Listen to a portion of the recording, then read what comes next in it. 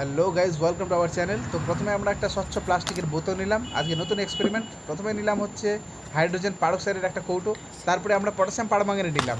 ঠিক আছে, এই দুটোর মিশ্রণ করে আজকে নতুন এক্সপেরিমেন্ট করব তোমাদের সাথে, তোমাদেরকে দেখাবো। তো প্রথমে হাইড্রোজেন পারক্সাইড ঢাললাম প্লাস্টিকের বোতলের মধ্যে, দেখছো তোমরা সুচের মধ্যে ঢালছি। এবার একটু ঝাঁকিয়ে নিলাম হালকা করে।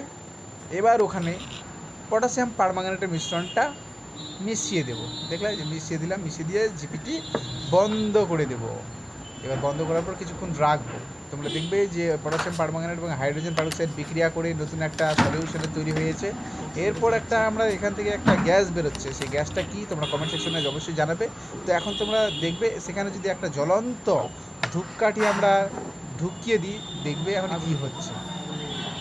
দেখো কি হচ্ছে, দেখো দেখো দেখো দেখো, এই যে আগুন লেগে গেল।